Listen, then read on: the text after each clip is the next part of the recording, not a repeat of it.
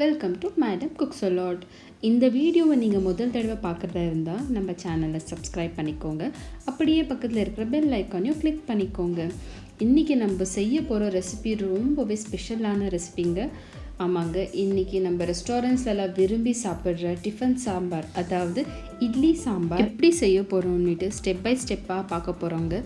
இந்த சாம்பார் ரொம்பவே சுவையாக மணமாக இருக்குங்க. வாங்க குயிக்காக வீடியோக்குள்ளார போகலாம்.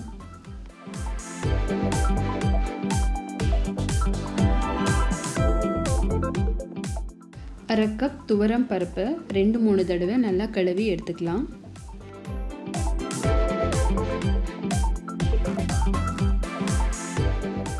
நல்லா க்ளீன் பண்ணி எடுத்துக்கிட்ட துவரம் பருப்பை இப்போ குக்கரில் ஆட் பண்ண போகிறோங்க. அரை கப் துவரம் பருப்புக்கு 4-5 கப் வரைக்கும் தண்ணி சேர்த்துக்க போகிறோம். இதில் 1/4 டீஸ்பூன் மஞ்சள் தூள், அப்புறமா கொஞ்சமாக எண்ணெய் சேர்த்து 3-4 விசில் வர வரைக்கும் நல்லா பருப்பை குழையாக வேக வச்சு எடுத்துக்கலாங்க. அடுத்து ஒரு பேனில் 6 பியாடிகை மிளகா அப்புறம் குண்டூர் மிளகா சேர்த்து வறுத்து எடுத்துக்கலாங்க.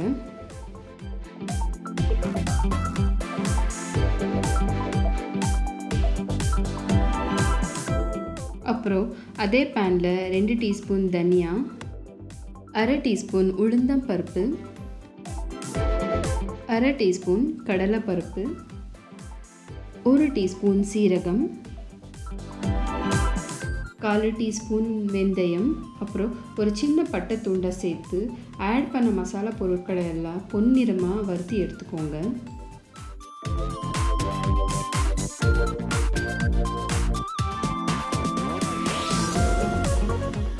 அடுத்து அதே பேனில் 3 டீஸ்பூன் டெசிகேட்டட் கோகோனட் இல்லைன்னா நீங்கள் நார்மல் துருவிய தேங்காய் சேர்த்துக்கலாங்க. தேங்காய் சீக்கிரமாகவே ரோஸ்ட் ஆகிடுங்க, அதனால் ஸ்லோ ஃப்ளேமில் தேங்காவை நல்லா ட்ரை ரோஸ்ட் பண்ணி எடுத்து ஒரு பிளேட்டில் போட்டுக்கலாம். நாம் ட்ரை ரோஸ்ட் பண்ணி எடுத்துக்கிட்ட மசாலா பொருட்கள் எல்லாத்தையும் ஒரு சின்ன மிக்ஸி ஜாரில் சேர்த்து தரித்தரியாக அரைச்சி எடுத்துக்கணுங்க. இப்போது இட்லிக்கு செய்கிற சாம்பார் பவுடர் ரெடியாக இருக்குங்க. அடுத்து பருப்பு எப்படி வெந்திருக்குன்னு பார்க்கலாம் வாங்க. மத்தில் இல்லைன்னா பிளெண்டரில் பருப்பை நல்லா ஸ்மாஷ் பண்ணி எடுத்துக்கோங்க.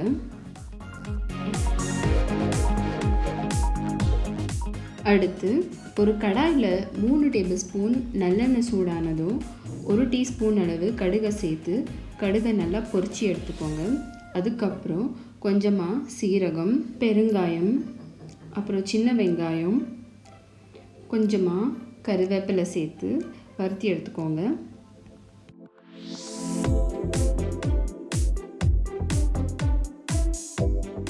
நாம் அரைச்சி எடுத்து வச்சுருக்கிறோம் இல்லைங்களா இட்லி சாம்பார், அந்த பவுடரை ஒரே 1 டீஸ்பூன் இந்த எண்ணெயில் சேர்த்து சின்ன வெங்காயத்தோட சேர்த்து எண்ணெயில் நல்லா வறுத்தி எடுக்கும்போது சாம்பாரோட மனம் ரொம்ப நல்லா வருங்க. சாம்பார் தூள் சேர்த்ததும் ஸ்டவ்வை மீடியம் ஃப்ளேம்லேயே வச்சு பொறுமையாக வதக்கி எடுத்துக்கோங்க. வெங்காயம் இப்போ டிரான்ஸ்லூசண்ட்டாக நல்லா வதங்கி வந்திருக்கு. இந்த ஸ்டேஜில் பொடியாக கட் பண்ணி எடுத்துக்கிட்டு தக்காளி 1 கப் சேர்த்துக்கலாம். தக்காளி சீக்கிரமாக வதங்கிறதுக்காக நான் இந்த இட்லி சாம்பாருக்கு தேவையான அளவு உப்பு அப்புறம் மஞ்சளை சேர்த்து வதக்கி எடுத்துக்க போகிறோங்க. தக்காளி நல்லா சாஃப்ட் ஆகணுங்க, அந்த அளவுக்கு வதக்கி எடுத்துக்கணும். இப்போ பார்த்தீங்கன்னா தக்காளி அப்புறம் வெங்காயம் நல்லா வதங்கி வந்திருக்குங்க. இந்த ஸ்டேஜில் நம்ம வேக வச்சு எடுத்துருக்கிற பருப்பை சேர்த்துக்கலாம். உங்களுக்கு குழம்பு எந்த அளவுக்கு திக்னஸாக வேணுமோ அதுக்கு தகுந்த மாதிரி தண்ணி சேர்த்துக்கலாங்க. குழம்பு லைட்டாக கொதி வர ஸ்டார்ட் ஆகணுங்க. இப்போது கொதி வந்துட்டுருக்கு. இந்த டைமில் நம்ம அரைச்சி எடுத்துருக்கிற இட்லி சாம்பார் தூளை சேர்த்துக்கலாம். அப்புறம் 1 டீஸ்பூன் வெல்லம் சேர்த்துக்கலாங்க. இப்போது குழம்பு நல்லா கொதிக்கிட்டோங்க. இந்த டைமில் நீங்கள் தண்ணி வேணும்னு நினச்சிங்கன்னா குழம்புக்கு ஆட் பண்ணிக்கலாம். ஏன்னா நம்ம சாம்பார் தூள் சேர்த்ததுக்கப்புறம் குழம்பு ஆட்டோமேட்டிக்காக திக்காகிடும், அதனால் இப்போவே கொஞ்சம் தண்ணி சேர்த்துக்க போகிறேன்.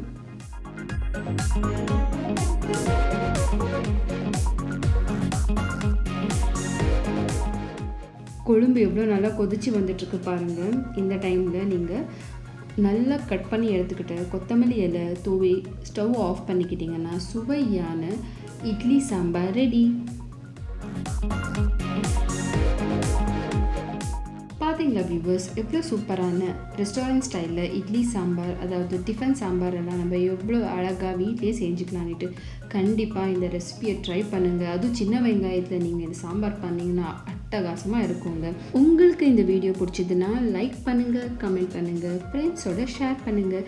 அப்புறம் இன்றைக்கி நம்ம சேனலில் பார்க்க போகிற டிப், இட்லி கரெக்டான பதத்தில் சாஃப்டாக வரணுன்னா நம்ம இட்லியை 15 நிமிஷத்துக்கு மேலே வேக வைக்கக்கூடாதுங்க. Happy cooking and happy eating with Madam Cooks a Lot. Thank you.